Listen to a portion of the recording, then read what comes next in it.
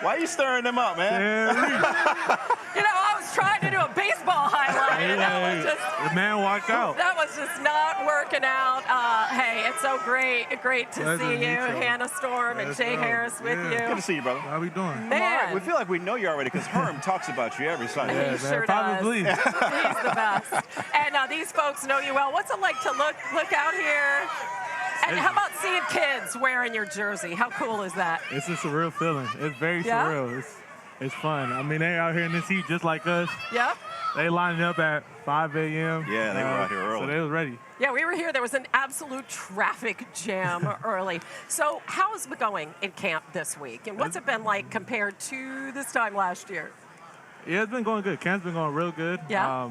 Last year, it was completely different. It was my first camp, so I didn't really know what to do.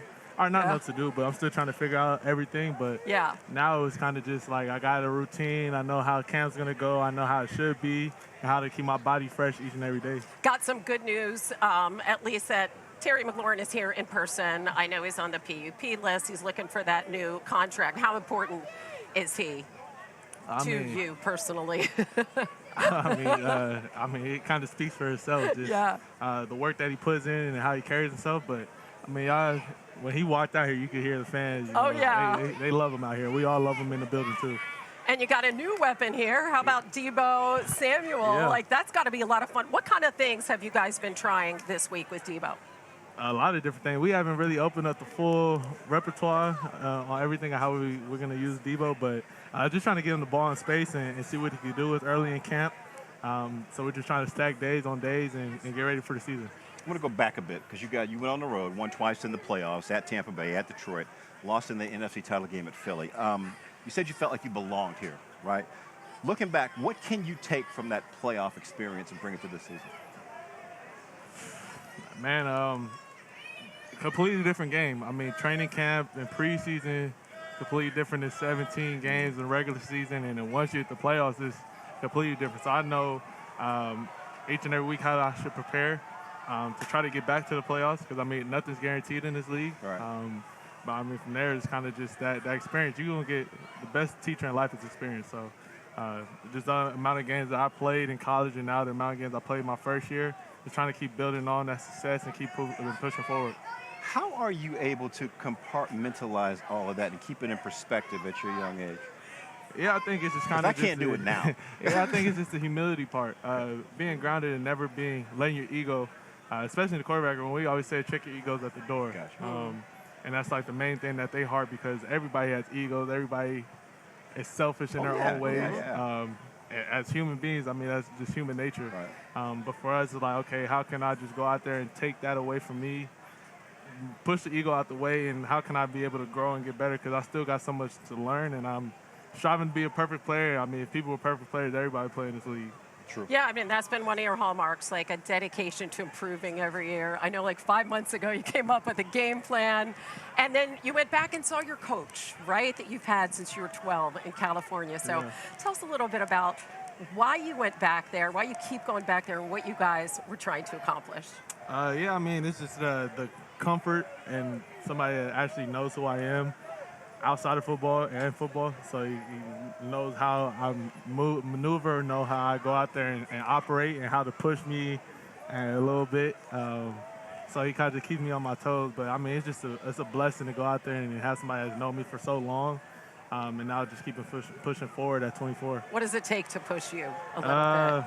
I don't know. I'm super competitive, so he might say something that kind of will get me going, try to challenge me, especially as a human being, as a person, as a man. You don't like to be challenged, so you always want to live up to that. So that's kind of how they push me.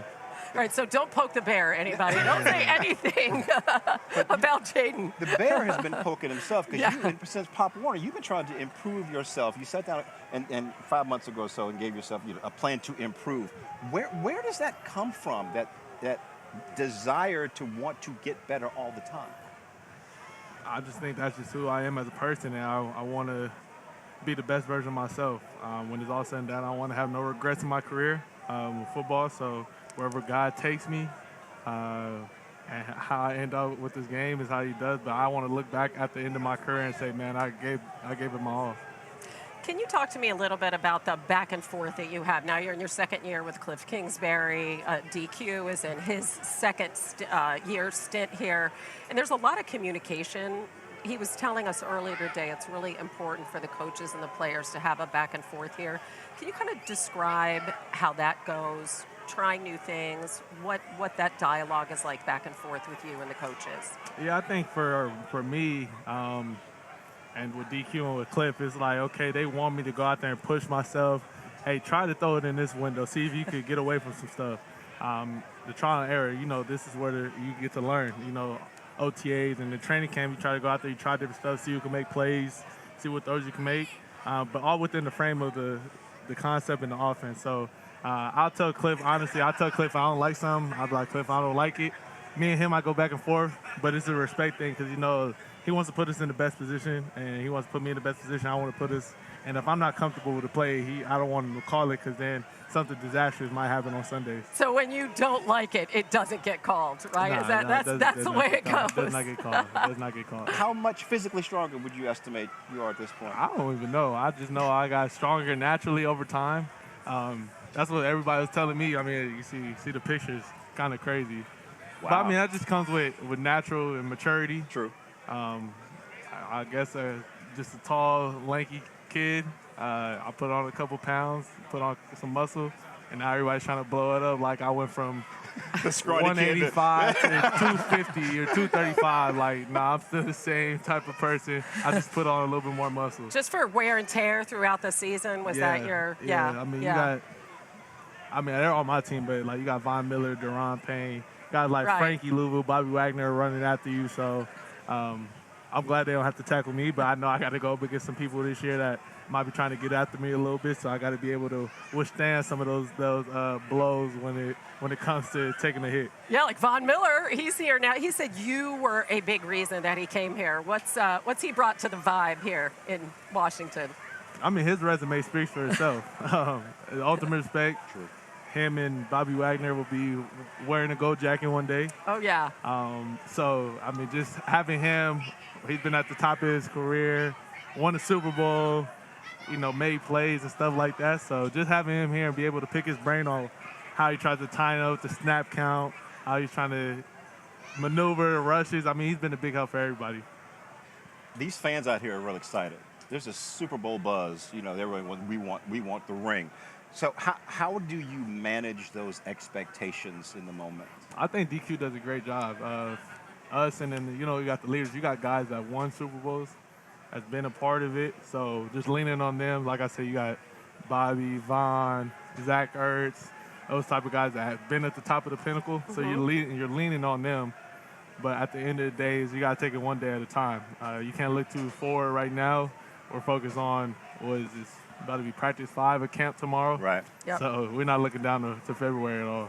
Besides lifting weights in the offseason, I know you took a little trip. You spent some time with PSG, yeah, right? Paris Saint-Germain. It must be so interesting to be at the top of this sport and then view the best in another sport. I'm just wondering what you took away from that experience. The atmosphere is insane. It is. It's insane. They cheer the whole entire game. It doesn't matter what's going on. There could be no excitement, no goals, but they're cheering the whole entire game. And in your locker room, I just had a chance to peek into your film room. It says, anybody, anytime, anywhere. I might have gotten that mixed up a little bit. It doesn't matter. You still got it. But you know what I'm saying? Like, you guys were able to go on the road into Tampa Bay and win, and then go into Detroit and win. What is that mentality that this team has, taking on anybody at any time, no matter what? I just think for us, it's like putting it in perspective. It doesn't matter who we play, where we play them, what time we play them at. I'm from California, so it matters how cold it is. Sometimes I joke with DQ. I'm only a cold weather quarterback on game days. Other than that, you're in the bubble. Other than that, I try to get him to practice inside as much as possible during those times. But it doesn't matter. I mean, we love it out there. I like our team versus anybody, and obviously anybody else in the NFL would say the same thing. But it doesn't matter. We're going to go out there. We're going to compete against them. You have to have that attitude. Yeah, for sure. Yeah, for that sure. you belong. And you're going to be in Spain, right? We You are. guys are going to Madrid to We play? are. Okay, so you're hoping for a little of that vibe that you felt over there, the 100%, soccer vibe? 100%. Yeah, bring that to American football. You know, we'll love it. I appreciate it a lot because I went out there and seen it, and that was probably the most amazing thing I've seen. You should take all these folks with you. I'm sure they will give you all that Hopefully, vibe. Yeah. The way they are.